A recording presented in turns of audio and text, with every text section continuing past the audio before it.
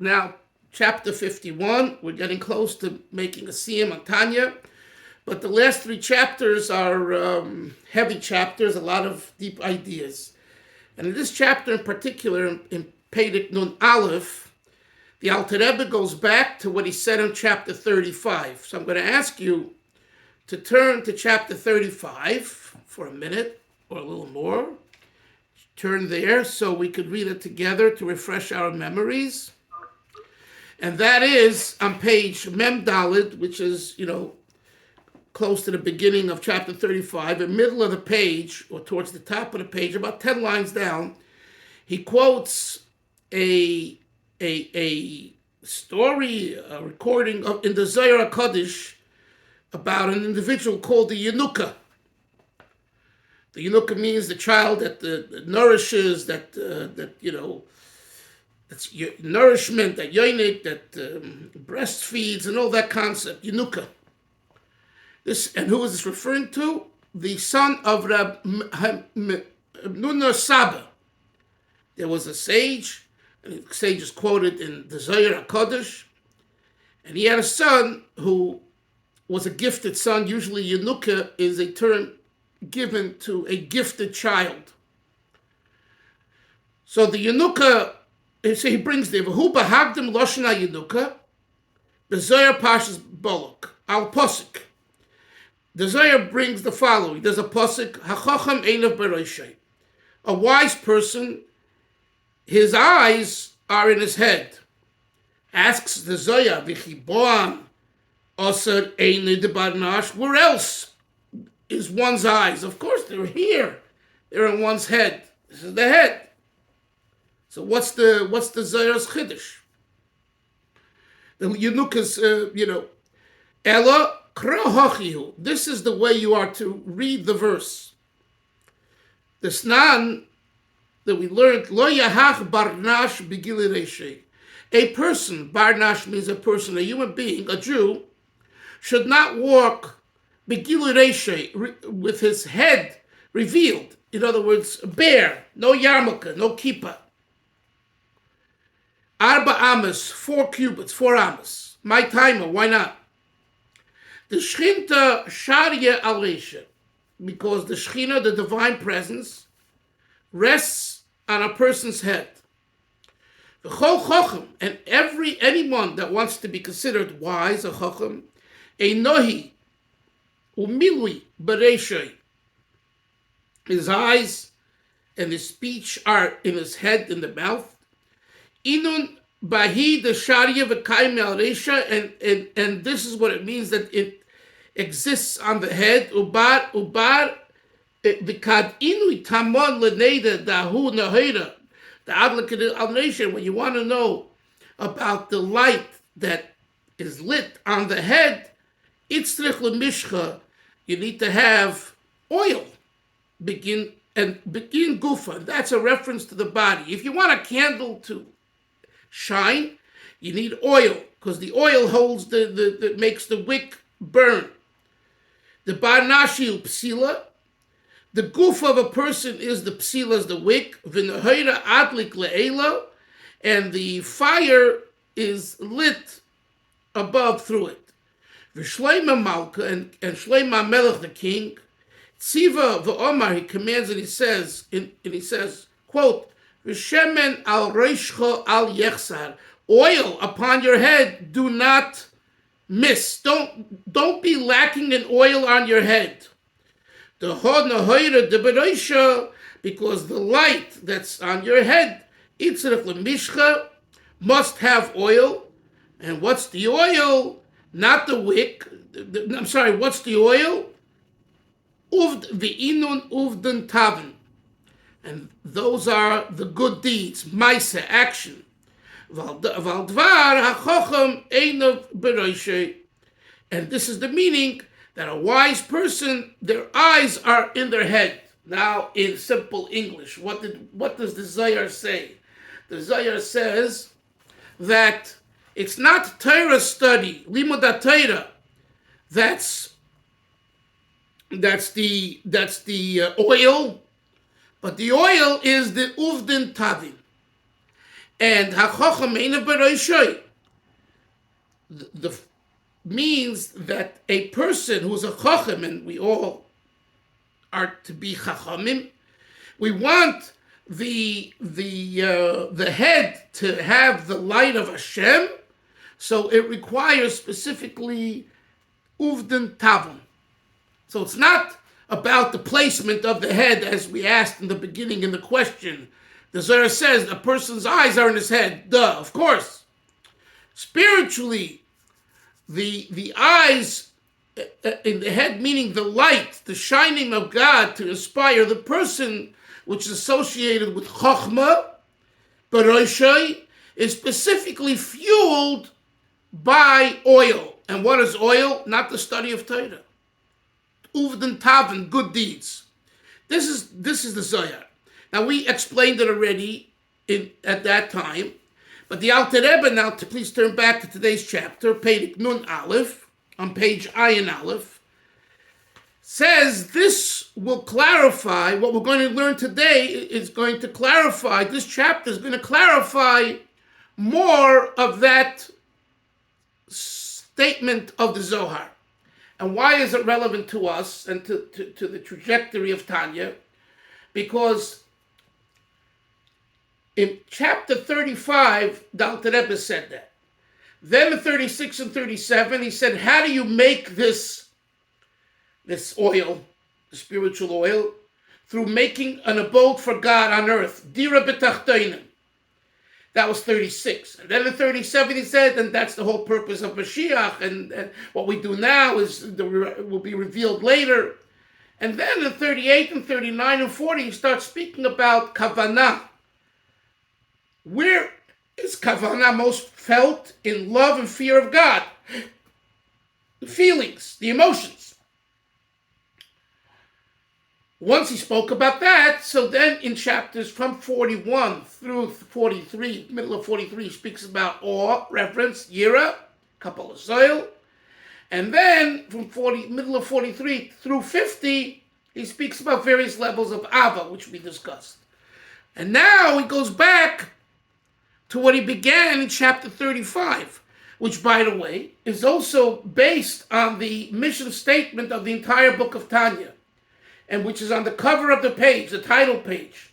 The Alter Rebbe says, this book comes, Levayer Heitiv, a pasuk in Devarim, Deuteronomy,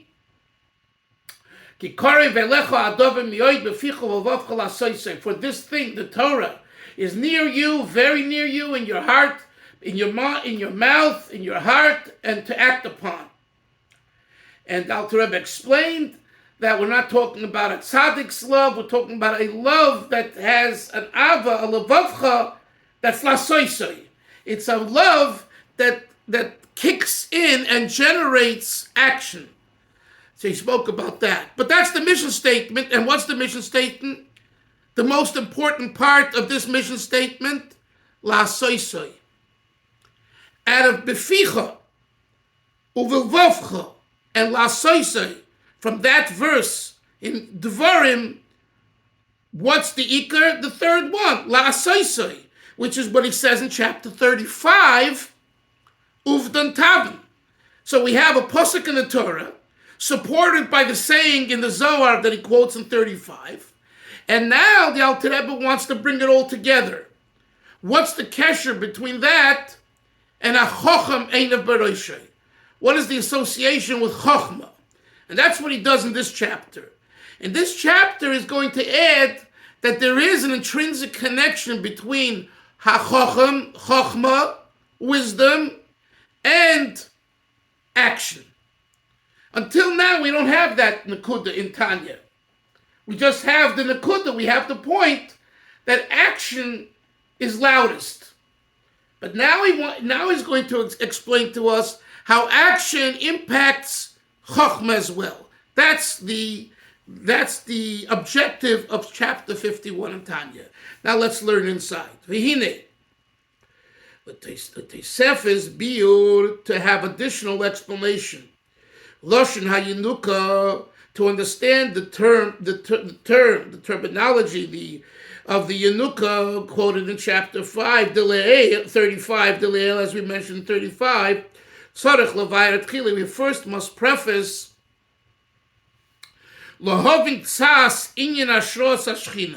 we need to still preface and explain what does it mean that the Shekhinah dwells. Where did the Shekhinah dwell? In the house of the temple, and particularly in the house of the Holy of Holies, Kodesh Kodesh. We also must understand what's anywhere that we say that the Shekhinah rests, like when 10 Jews to get together, it says in Pirkei Avos, the Shekhinah is there. What does that mean? Why? What do you mean? What does that mean? The Alter Rebbe says, and this is his question. Haloi malei chol haaretz kavodei. It says God fills, God's presence, God's honor fills the entire earth. V'les asar ponim minei. There's no place without Hashem. So if that's the case, sir, what's the chidush? What's the novelty that the Shekhinah rests here? God is all over. Call him God, call him Shekhinah. Hashem is all over, and therefore this begs interpretation. Avram, what does it mean that there's a specific place called the Beis HaMikdash, the Holy Temple, within the Beis HaMikdash, the Holy of Holies, the Kodesh Kodeshim, which the Kohen Gadol went into once a year, and over there is the Shekhinah? I thought he's all over. That's, the Alter Rebbe wants to answer that question. So let's see how he answers it. The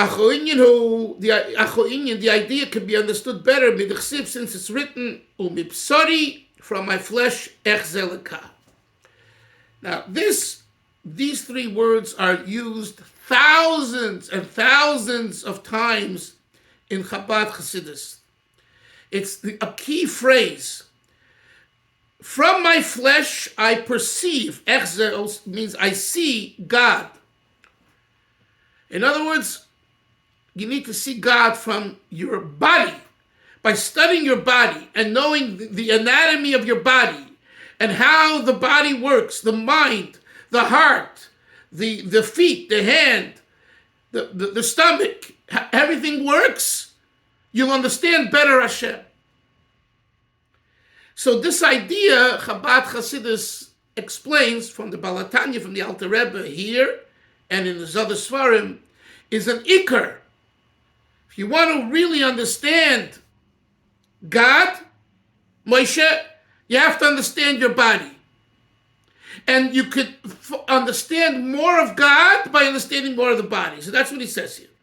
I'm sorry. Just as man's soul, man's neshama, it fills all 248 limbs of the body. From head to toe. So if that's the case, the soul, the neshama we have, right? Where is the neshama? It's in us, Menashe. Where in us? All over us. Yet, v'afal pikei, continuing inside, Iker Mishkana, the primary abode of the neshama, v'hashra asa, and where it rests, he b'moichai, is in a person's brain. Umehamoyach, and from the brain, mispashetes, it extends itself l'chol eivarim, to all limbs, v'chol eiver, and each limb, mekabel mimeno chayis, receives from this neshama that's in the brain, energy, v'koyach, haroy loy, that's suitable for it, l'fi mizgoy v'tchunosei, based on its composition. That is, ha'ayin liros, the eye to see. How much of the soul is there in the eye? As much that it takes to see. V'ha'oizen l'shmoya, and the ear to hear. V'hapeh yoini l'daber, and the mouth to speak. V'reglayim l'haloich, and the feet to go. Kinina b'chush, as we see in actuality. Shebemoyach margish, in the brain one feels kol hanifal, whatever happens, but amache vorim, to the 248 limbs, whatever happens to them. When your little toenail is stubbed, where does it felt? In the brain. When you have a sensation in another part of your body, where is it felt? In the brain. The brain is the nerve center. Yet, not yet. And that is why, because the brain is in the nerve center, right? Because the neshama is in the nerve center in the brain, it allocates to each limb how much vitality it needs. The eye Hillel doesn't need the same amount as the feet, and the feet like the hand, and the hand like the ears. V'hinei, says the Alter Rebbe, continuing after the period on page Ayin Aleph, Ein shinui kabolas hakoiches v'achayis. There is no difference in the reception of the vitality and the energy shebevori aguf of the limbs of the body min haneshama from the soul mitzad atzma mohusa in its very core essence sheyeh mohusa vatzmusa, that we would argue and position that the essence mischalik l'ramach halokim shoinim. The Alter Rebbe says it's not that the soul is divided into 248 limbs. The soul, Chaim Zev, is pashut, is one simple, wholesome entity. Its chayas is all together. The difference is in the mekablim, in the reception, in the limbs. Which are divided 248 different limbs.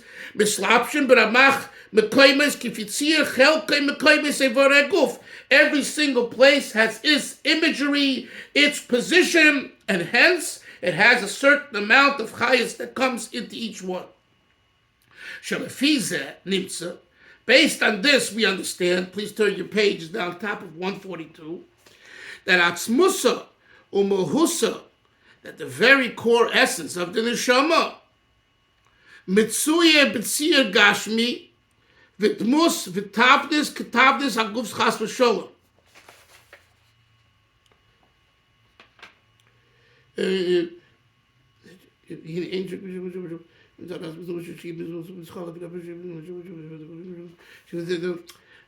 He's saying that it's not that way. We're not going to say that the imagery and positions of the limbs, everyone to their own, the feet, the hand, the mouth, the stomach, creates a real difference in the soul. To argue that the soul has 248 compartments. No. The soul is pashut, one energy, one entity. Because otherwise you would say, you would be positioning that this tzir gashmi, this physical differences, v'tmus, v'tavnus, and imagery and appearance, are ketavnus haguf chas v'sholem, would be like the appearance of the guf, God forbid, and there's a difference. So the soul wouldn't be one wholesome entity. It would be a composite of 248 different strands and different images and different positions.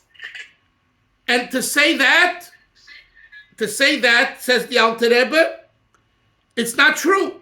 Ella, rather, kula etzem echad. The neshama, the soul, is all one essence. Ruchni, and it's spiritual. It's not gashmi. Pashut.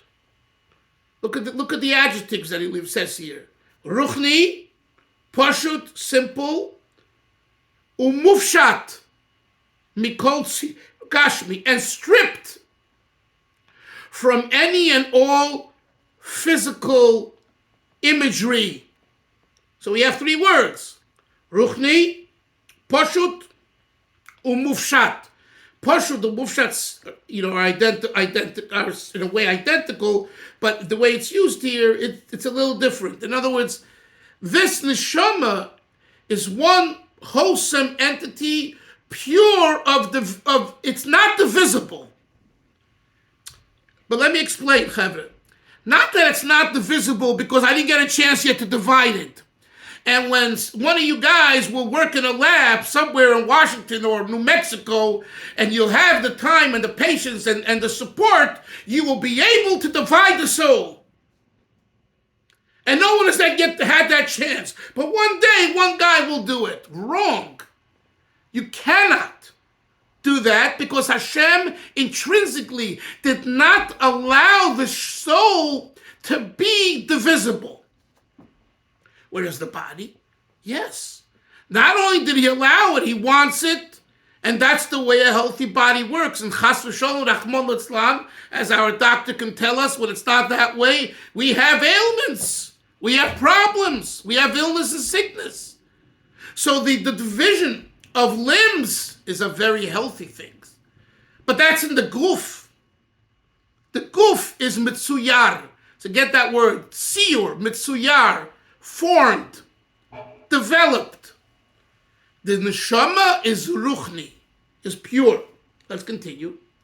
And it's stripped from any tzir gashmi, umebchinas v'geder mokom. And it's also stripped from any sense of place, umida and measurement, ugvul gashmi and physical limitation, mitzad mehusa vatzmusa. Because from its perspective, it's one essence. And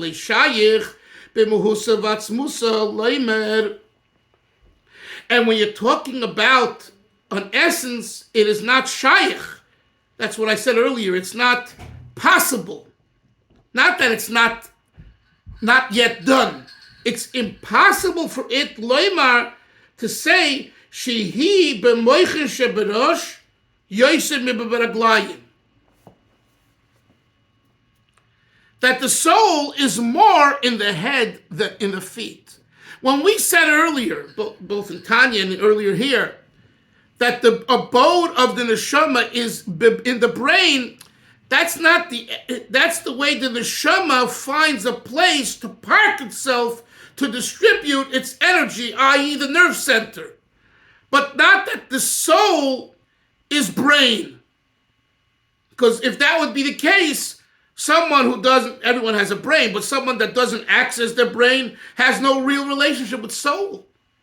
And that's not true.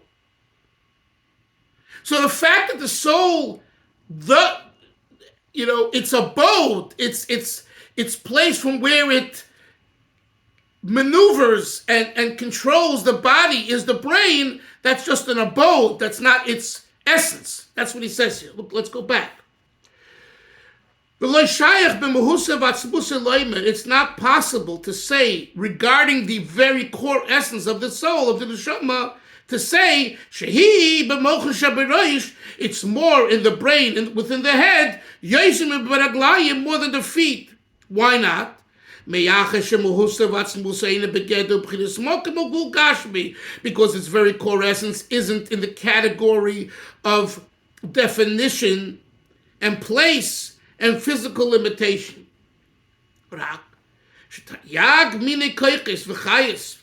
613 strands of energy, klulim ba, are incorporated in a general way, b'mehusa vatzmusa, in its core essence, lotzei selapoil, ready to be actualized, v'hagilui ma'helem lahachias, and when the revelation takes place from its concealed state, lahachayis, to enliven the Ramache Vorim, the 248 limbs, the Shasagidim, and the 365 sinews, Shebeguf, within the body, Ayidei Slapshusam, by them investing itself, Benefesh Chayunis, in the vivifying soul, Sheyesh Lo Gamkein, which also has Ramache V'Shasa, 248 and 365, which equal to 613, Koiches V'Chayas Alolu. So what he's saying is like this. What is he adding over here? The Alter Rebbe is adding over here that when we say the neshama is one wholesome unit, and it's not divisible, and it's not shaykh to be divisible, that doesn't mean that the 613 limbs and sinews and everything that comes from it doesn't doesn't come from it. It gives room for it, but it isn't a divisible entity. And that's a very, very unique idea, and it needs a lot of thought. How can you have something that in itself is not divisible and it leads to divisibility? That's what we're saying. The neshama in its very core essence is non-divisible. It's beyond divisibility. And yet, what comes out of it? A divisibility. That's the uniqueness of what Hashem made with the neshama. That on one hand, the neshama is pure, like I say, ruchni, pashut, umufshat mikol tzir, undivisible. At the very same time, Hashem put within this neshama that when it parts itself in the nerve center in the brain, it should then be actualized and give vitality and energy to all the 613 different parts of the body. And that, chevra, is a chidush. And that's what we say in the morning, part of what we say, hamafli lasos. Right? So, Chassidus generally explains how mafli lasos refers to the body. This body of ours is wondrous, how it works. Sometimes, when people, they get hurt or this or that, and the body heals itself in amazing ways. It's really, really awesome. It's amazing how you see the koyach of God, mafli, the wonder. The wonder is God. That a body on its own, you break, God forbid, a hand, a foot, and then, of course, you do the operation, you do therapy, but ultimately it heals itself. It's tremendous. Or a cold, a flu. Yeah, of course, some people, God forbid, pass away from a flu and all those things. But we see so many that don't. And there's a mafli lasses. Here, I'm just adding that in other words, the mafli lasses that we talk about in the morning is b'pashtus, the body. Baruch Ata Hashem, mafli lasses, Asher is a continuation for Asher Yotzar, right, of the body. The crevices that are closed, the crevices that are open. And the body knows which ones should be open at which time and which ones not. And if not, God forbid, we have illness. That's amazing. Here, I'm thinking that there's another aspect to the mafli lasos. It is this idea that from something that's impossible to be divided because it's not divisible, it's one wholesome entity, i.e. the soul, the neshama. What comes out of the neshama? The 613 divisible places. How did that happen? The answer is because Hashem made the body as well, as we learned in chapter 49 in Tanya, 2 chapters ago, that Hashem chose the body. This adds more understanding to what the Alter Rebbe said. That the body of a Jew, the body of every person, the body of a Jew in particular, is a holy entity. And that's why you don't have a right to cremate yourself and on and on and on. Because the body is clearly indicative of God, of Hashem. That the soul is left. A person after they pass away, the soul has part of the soul has gone away, right? Most of the soul has gone away, whatever. No, do whatever you want to this body. And by the way, the early philosophers, Plato, Aristotle, and others, they believe that. Not that I'm the big student of those philosophies, but those that studied those philosophies know they did not believe in the immortality of the soul. Whether they even believed there was a soul is very questionable. But even if, we'll say they did believe there was a soul, immortality of the soul, no way. Torah says, yeah, immortality of the soul. Okay, that's the soul. What about the body? What about the guf? Comes along the Torah, and Chassidus explains it at length, that the guf, the body, is just as holy. And you have no right to touch the body. and the body should go back to Hashem gave us a loan. Give him back the loan the way it is. If you get a loan and you use up the loan and all that, it's wrong. You have to give it back in its pure state. Like a lease. Exactly. It's a lease. If you give back the car with a scratch, you got to pay for it. Thank you. Pay a lot. Thank you very much. 100%. Exactly. So, the Rebbe says here that this goof has an amazing feature to it. That it has all these compartments, yet it was animated through a soul for so many years, and the soul is one wholesome entity. So how do you have these compartments? And the answer is HaKadosh Baruch Hu made those compartments. And HaKadosh Baruch Hu said that I want this wholesome entity called the soul, which is indivisible, to unite with the body, and the body and God made the body with these divisible parts, and when it gets together, there's animation. I don't have right now a good muscle to express that, but there has to be, like with not sparks. Anyway, maybe if you guys think about it, you come up with a good muscle, the fusion of the indivisible and the divisible happening in a way. What? Like a traffic light, Rabbi Dalfin. Like a traffic light. It's one light, but it has many colors. Okay, good, fine. That's an interesting marshal. Never thought of that. Okay, so this is, we'll continue tomorrow, but this is, we're middle of this idea, and you'll see how it comes all back. Okay? So I can see everyone tomorrow. Have a great day. Take care. Bye-bye.